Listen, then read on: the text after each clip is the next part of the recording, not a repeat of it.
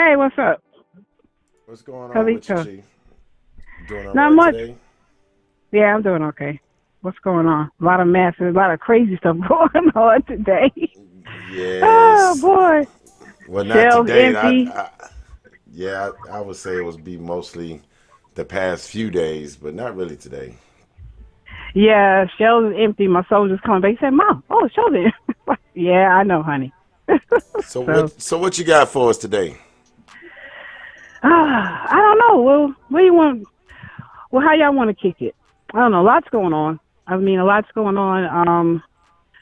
It's just, it's mayhem and hysteria, and there's just a lot going on today. But for some reason, I feel at peace.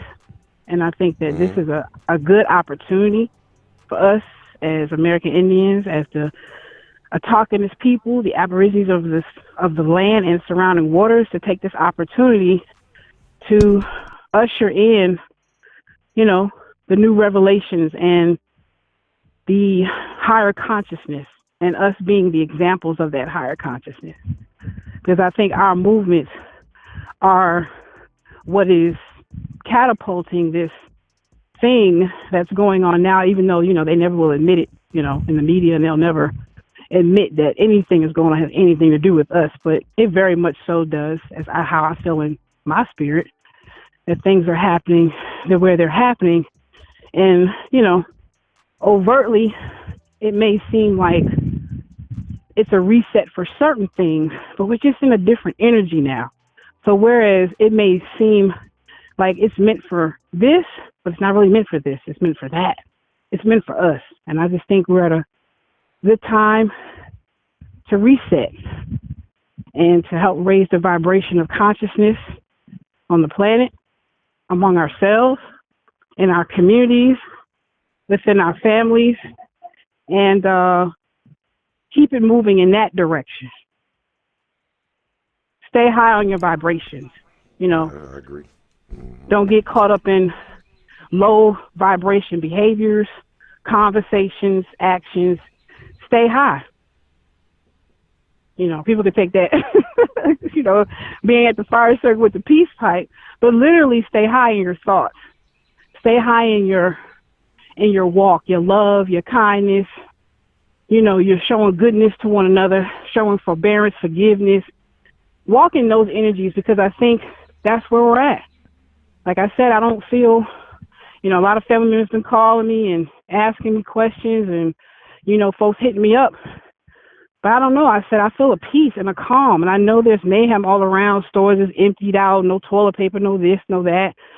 But I think the other side of that is this is the opportunity for us to raise the bar for ourselves, to usher in our energy in our cities of peace that we want to build for ourselves and for the greater humanity.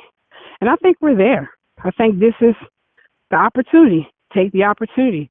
Like I think Tasha Shai did a great video showing what's left in the stores. Hey, it's really interesting. Meat is flying off the table, flying off the shelves. But okay, well, you do know animals can get the coronavirus and have had it. So the thing that's left is fruits and vegetables. Well, that's what we need to be doing. We need to be getting some fruits and vegetables. Chop them up, freeze them up, prepare them. Huh? Mm-hmm. That's right. Yeah, we need to be getting those fruits and vegetables. So the stuff that they're leaving behind, excuse me if it's noise. I just like to be outside in nature when I'm kicking it with the fam. We can. Okay. Hey, what's up, bro? All right, peace. I think take the opportunity to go get those fruits and vegetables. Go get that camping gear and things for outdoors. This is a good time to bring us outside, where our feet touch the soil, let our feet get in the soil. Good opportunity. Start your homeschool programs. People have been thinking about it and talking about it. This is a good time to kind of connect with, people in your community or just within your own family home, and start thinking of ways and alternative ways of teaching your children, because this is a major reset that it seems like they're trying to bring out and bring forward with all the quarantines and shutting down schools. And we got schools down here shutting down for the next 2 weeks, 3 weeks. And you got children who are going to be home, whereas parents are still at work, or some parents are still trying to get into work. So, we got people in the community who are agreeing to help watch the children. But I look at it as an opportunity that, like the little school programs and things I've been developing, we could put them to use. I will be posting some things on our page, on our Coosa government page, and anybody want to hit me up, I definitely want to put some tips out there for things that you could be doing with your children, and getting them reacclimated to, living indigenously if you're not already doing that. Because I know a lot of people, that you're connected to with your show already adept and already, emerged and submerged in those type of practices. But this is a good time for us to share the things that we're doing with each, with our families and within our clans and bands and nations, and share, And I'm going to plan on sharing that information, especially when it deals with the children, how we can make school exciting for them. The weather has been beautiful. It's been so warm, and this virus can't live in the heat. So it's good time to be out, right? That's a very interesting, yeah.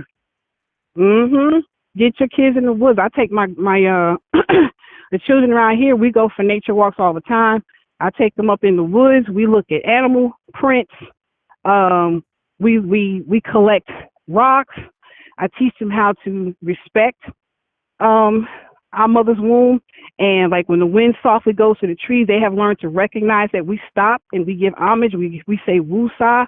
That means recognition of the wind spirit being revealed. And we're teaching them some things. And I'm telling you, the lessons that we can teach our children in nature are so profound and so numerous. It never is boring. We can go to the same spot every day of the week, but we're finding new things, new things that they can collect in their bags. And they look at them with the magnifying glasses, and we try to, we pull some stuff offline. I mean, you could just start your school that way, just getting back out into nature and letting us be one and connected to each other. And I don't know, I just look at this as a good opportunity. I mean, we could take it as negative and be on the side of mayhem, or we as Indigenous Aboriginal people who, to me, we are sacred.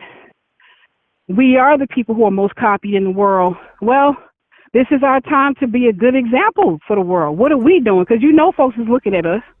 They're watching. They're watching every day. They're watching us on Facebook. They're watching our responses. They're watching our arguments. They're listening to our arguments. They're paying very close attention to our reactions and our actions. They're looking and they're seeing, because we're still a guiding light, whether we're in our full state of being or not. We're still a guiding light. So I think this is a great opportunity for those of us in the know to be guiding lights. And I don't mean be a guiding light where you're hammering stuff down or forcing something down people's throat. I'm talking about just living it. I don't have to tell somebody, I'm calm. No, you see me walking up and down this mound that that these housing projects are sitting on, and I'm just chilling, or I'm chilling with the grands, or I'm chilling with the people, and I'm out here just talking. So it's not about like telling people or hammering down their throat, but it's what your living example is. This is a time to be calm, offer good words of wisdom, offering alternatives, because people are talking, people are kind of huddling up and trying to figure this thing out. I had a doctor ask me, we had an appointment with my daughter, and I had a doctor ask me, well, what do you think about this? So people are talking. People want to know what you're thinking, because people want to know, which way do I go with this? Some people are feeling wishy-washy. I don't know where to go or what to do. So we're supposed to be the emblem of balance. We should be the emblem of balance in this thing. And, listening to our ancestors, listening to one another and sharing the good word, and being good examples. I think it's a good opportunity for us to show ourselves in a different way. That's awesome. Yeah. So what you think for this week right here, what you think would be we should focus on things that we wasn't able to do, especially due to this virus and the children being home. You saying that this is a great time to do that? Yeah. This is a great time to reset. This is a great time to try to live out the things that we really want to live out indigenously. We're getting the opportunity to do it, instead of sorry about the cars, y'all. And instead of, sitting pensively looking at the television every 5 seconds and waiting for them to direct on how we should be thinking, feeling, and acting and moving, because it's a lot of misinformation, miscommunications, and things that are going on in the media that we need to, if we are the spiritual people that we say we are, and we are the sacred people that we say we are, then we should be hearing from our ancestors. We should be watching the signs of nature messaging, of the messaging that's all around us. We should be able to tune into those frequencies to help guide our steps. Because it's one thing to say, yeah, I'm an Indian and I got this proof and all this stuff. Okay, you have all that, but it's really our walk. It's our general walk and how we're actually doing it. So this is a good opportunity that if you had ideas about, community gardening, or, you want to do a program for children, or you want to, start getting yourself back out in nature more, and you haven't had time to do it because we're so time consumed with just trying to live daily and just kind of getting this grind, well, perfect opportunity that we can now take this time to explore some of the things that's been on our mind that we want to do. So.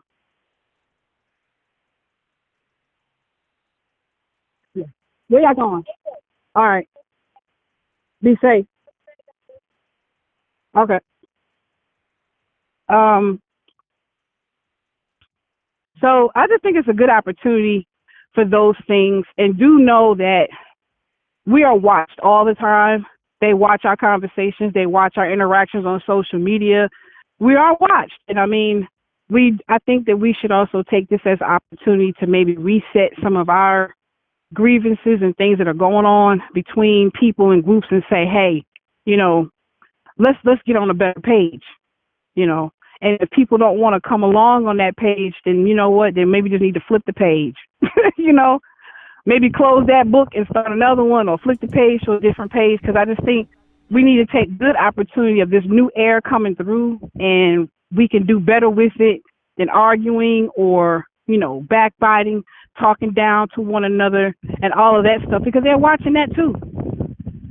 We're being watched on everything we do. When there's never not eyes on what we the people are doing, saying, and how we're interacting with each other. I mean, that's just something we might want to be mindful of, you know, as we're out here doing our daily. And I don't mean putting on the show and the act. I don't mean being fake and phony, but it's just like, you know what I'm saying? I'm not saying be fake and phony with people, but it's just like you have children. There's certain things we don't want to do and say in front of our children. Then we might want to think about the way we're behaving as adults. What kind of messaging are we doing for the youth and the young ones who do watch everything we do and say? They don't ever have to tell us, but they do watch. They do watch things that we do, things that we say. Sometimes they agree with us, sometimes they don't. That's why we try to make sure that the youth has a voice to voice what they think and feel at the table, you know, in our council as well, because it's not just about us. Sometimes us as adults, I think we get real caught up in ourselves.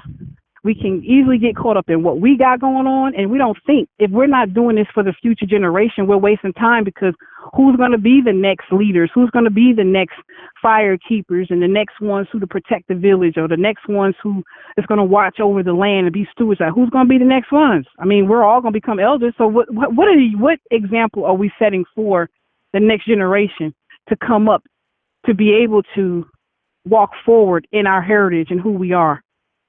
What are we leaving? What legacy are we really preparing our children and our grandchildren and great nieces and nephews and, you know, the little ones around us? What legacy are we really setting or preparing for them? Is it a legacy of mess?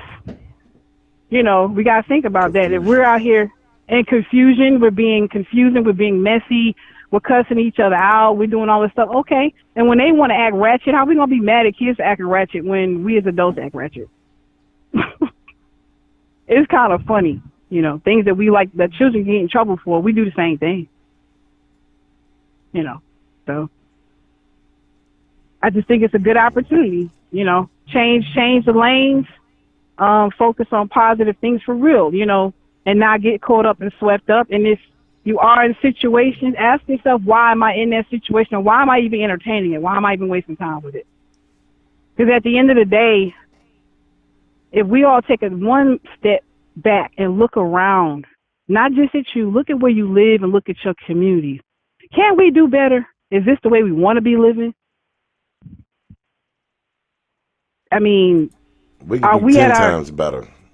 Right. So that's what I'm saying. So while we, you know, I'm kind of privy to, you know, listening to some of the things that are going on in Indian country and outside of Indian country, within Indian country. And I'm like, okay, at the end of the day, look at your situation. It's not just your situation. It's the situation of our greater community at large, our society. Look at it.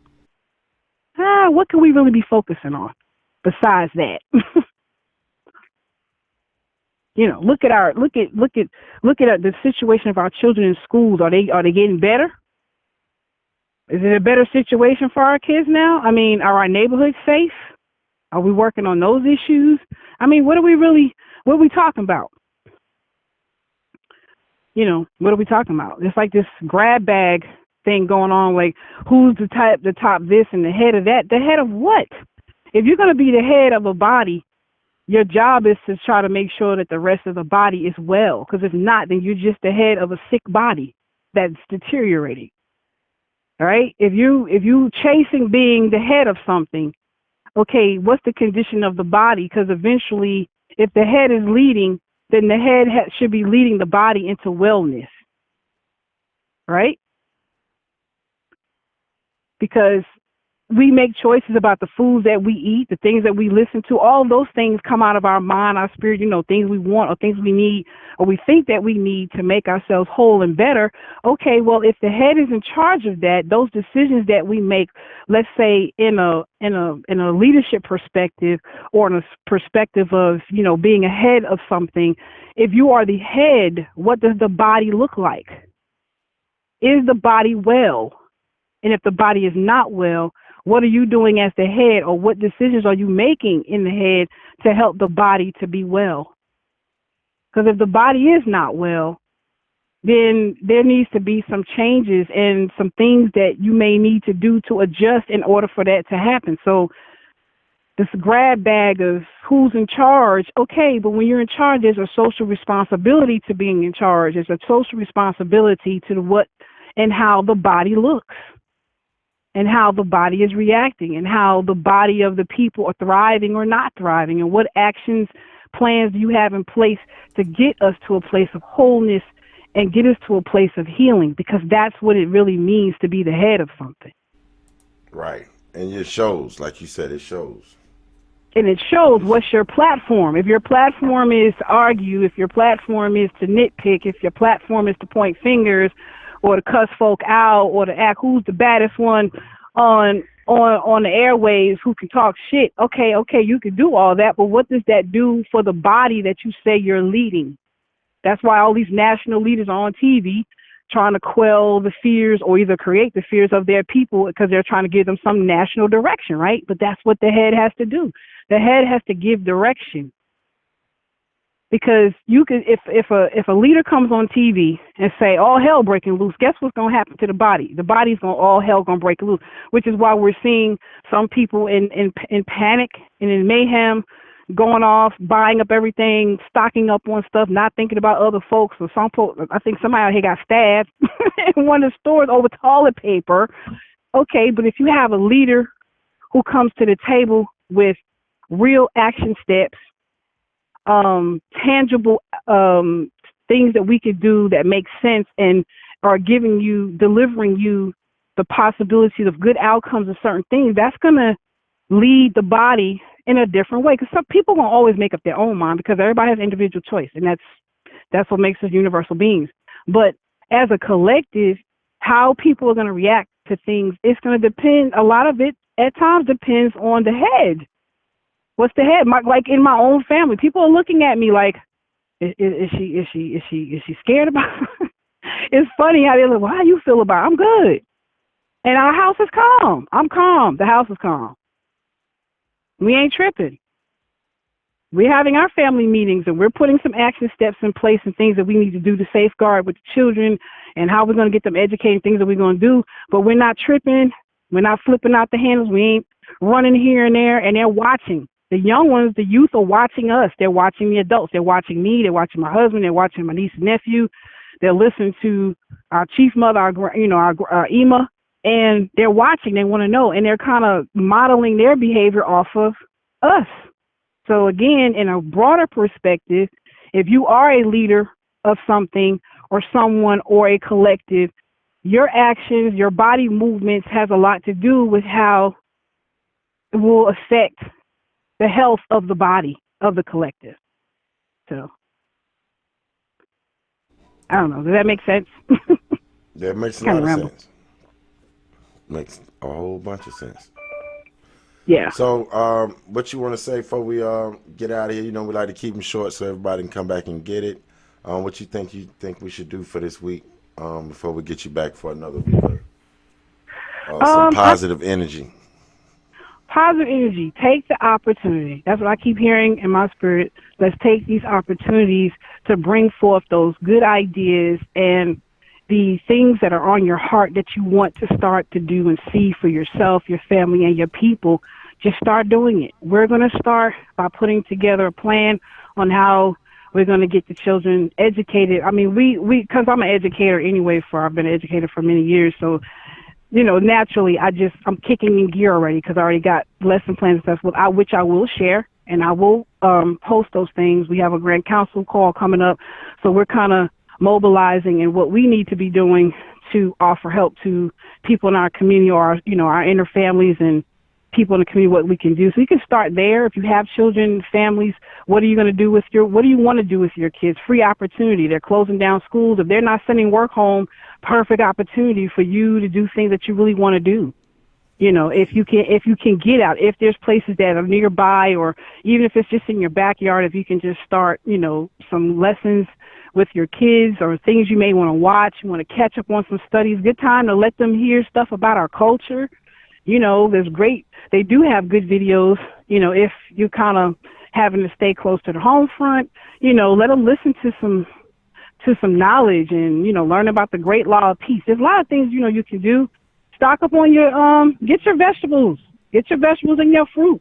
Everybody going for the meat, but shoot, the vegetables and the fruit, the enzymes, and that is what keeps us. We're living plants and trees, so we need, those ingredients. I would say that focus on the positive. Focus. If everybody's going left, let's go to the right a little bit. Let's see what's on the right side, right, instead of the left side. Everybody doing that. Well, let's open our eyes and see what's left. And it's so funny that so many people around me are noticing everybody's leaving fruits and vegetables. Let's go get some fruits and vegetables, and let's freeze them up and let's, have more fruit smoothies in the morning. Change up your eating pattern. This is a great time to do that too. If you ain't got it, I'm not saying everybody has to turn to an instant vegetarian or a vegan. I mean, I'm a flexitarian because sometimes I can go straight. I don't want, any type of meat. And sometimes I'm just fish or, I don't eat red meat at all. But I'm just saying, this is a good time if you want to shift your diet, help your family shift into a different diet. These are positive things that we can work on. Look into native healing. A lot of good videos out there that's going on native healing, having certain elements, getting back into our nature, of how we heal ourselves, and work with each other. If you have people around you that you can work with positive people, because that also helps with your health. Mental health is very important. And if we're filling our minds with negative thoughts all the time, with argumentative thoughts all the time, negative downing talk, the way we talk and what we fill our mind up with has a lot to do with how our body feels. If you've been arguing all day on the phone or you've been cursing folk out and stuff, I know you're tired. You got to be tired. Your body got to feel some kind of tiredness, from all that exerted energy where you're not getting anything from it. So, limit your negative talk if you can. If you do 4 negative conversations in a week, limit it to 2. Start drawing back those things that are life, things that exhaust you in life. And let's focus in on things that are kind of, let us breathe a little easier. Get outside, meditate. These are all good things, I think, that, that we can start living some of the stuff we want to do. So I hope that helps. That's what we do. And I will, yeah. Go ahead, and you will what? I will post some things on education. If anybody wants to hit me up at chiefbluefeather@outlook.com, or y'all can go on our KUSA page and hit us up there or give us a call. You said Chief. Chief with a dash. Okay. At Chief Bluefeather. With a dash or a hyphen in between. Chief-Bluefeather@outlook.com. You can hit me up on you can do KUSA Nation USA at outlook.com. You can hit the call button on our page. Yeah. You can. I'm about to put it in the. Oh, okay. You can hit us up use the call button on our page if you have some questions and some things, need some ideas what to do. But I am going to post some things like a curriculum, some pieces and parts of a curriculum that you can start to do, and just some ideas that I think that have been successful with the children we kind of work with. Right. And yeah, that I think it's been pretty cool. When we get to go a day with KUSA and see how you help the people and different things like that, when you think we can come and roll and do a day with KUSA? Let's walk a day in KUSA shoes. That's funny. That is hilarious. Let's see. Well, yeah, I know, right? Well, I don't know. Because, we have council members in different states, and, they got stuff going on in Tennessee. We have council members from Alabama, from Texas. So everybody's kind of, trying to do what we can do, freely and voluntarily to facilitate safe passage and right of return. We do work on some levels as well as addressing the government and the national community as well, because our thing is to do broad sweeping change for our people, because we work from the anthropological position that we know most, if not many, of the so-called African-American people out here are in fact American Aborigines or have a considerable amount of American Indian blood heritage. So we work from that standpoint.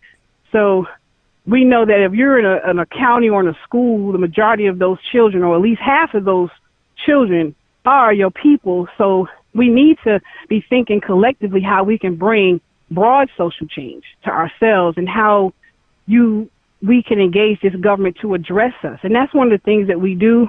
It's not an easy path to take because we do it from a decolonization standpoint where we're not looking for your recognition because you've already been recognized since you got here. So we don't need to apply to you for that. You just know who we are.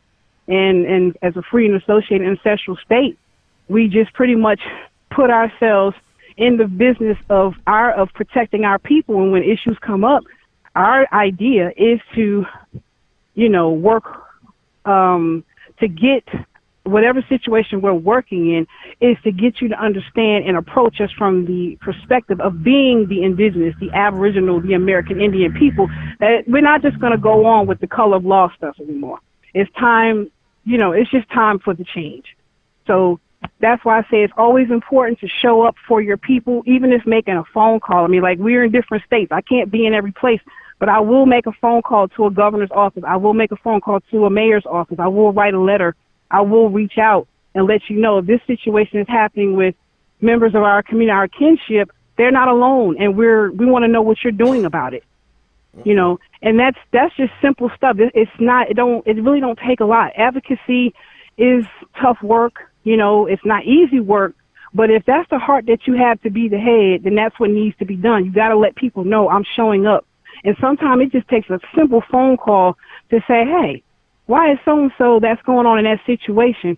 What is being done about it? And just having somebody to say, I'm looking out for you and I'm standing up for you, it moves things.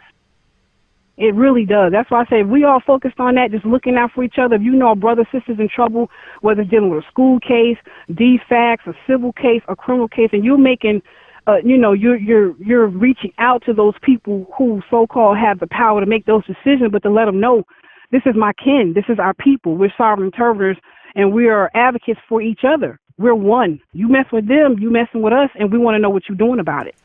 Those simple things help. They really do help. We got to show up for each other. You got an issue with defects, something, let these people know you just can't take our kids, and we're going to stand here and not do anything about it, but we're going to address you, and we're going to hold you accountable for your behavior and things that you've done. And I'm not saying that, okay, they just automatically turn over a leaf because, hey, these people are not trying to give up the illusion of the power that they think they've had over us all this time. But I think the more we push against the grain and say, hey, this is who we are, and we're not going back. We are the American Indians, and it's time to respect us on our own land. And you're violating these rights. What are y'all doing about it? And keep pushing and keep moving and motivating to hold them accountable. That's the heart of what we do. That's it. Real simple. That's it. Thank you. So, thank you for coming on. Yeah. When we're going to see you again? We're going to get some more of this positive energy again for you next week? I hope so. That'd be cool. Okay. So, y'all, we're going to get her back on because, oh, man, I should have had you every day of the week. But, hey, you know I ain't going to be out there like that. Yeah, I know, Chief. I ain't going to do that. Yeah. I like to keep it low to the ground. It just feel good. You bring good vibes and good energy. And a lot of people commented and said they enjoyed it, and it was fresh. It was like fresh air to them, and it was to me as well. And I hope you do well, and we'll be looking forward to hearing from you again next week. Well, I'm going to talk to you later on, but I know me and everyone else, we look forward to talking to you later on. Or seeing you next week. I appreciate your work as well, Coach. I think it was definitely a blessing that how we met you and your family, and we just instantly connected by spirit and by light.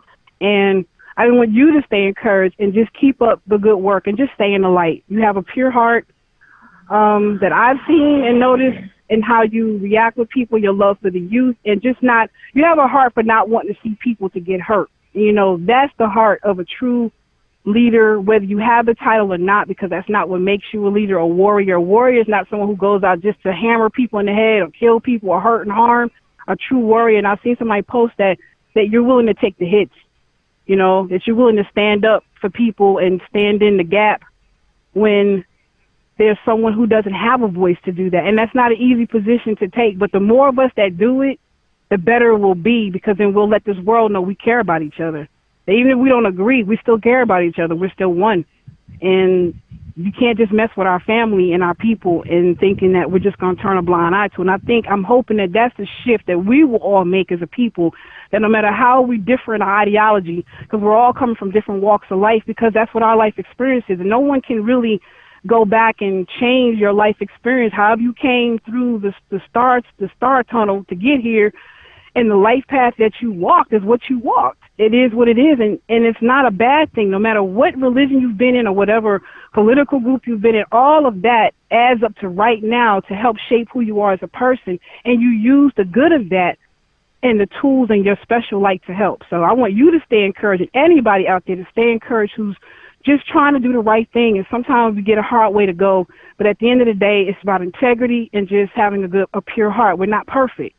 That's what people keep confusing with leadership. It's like, oh, they got to be perfect. No, we don't. We all got problems. We don't have criminal problems. We don't have poverty problems. We've had sick problems, death, and, you know, family drama issues. We're not perfect. Nobody is perfect. But what you do is you make your heart perfect to do the right thing.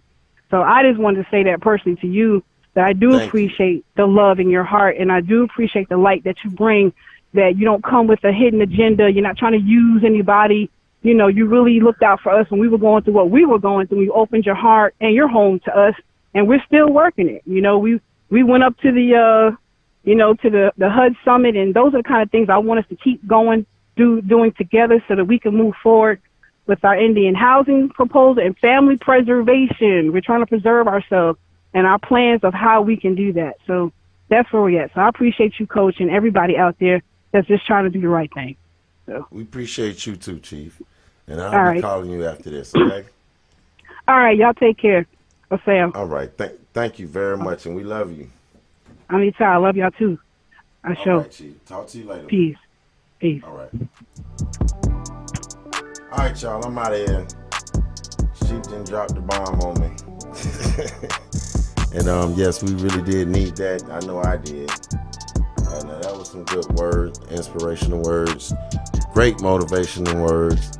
And I know all we can do is just keep pushing forward. All right, y'all. Thank y'all for coming out, listening, and checking out Chief Bluefeather. And she does a very, very great job of what she does. I'm very thankful for meeting her. And I'm out, y'all. Peace.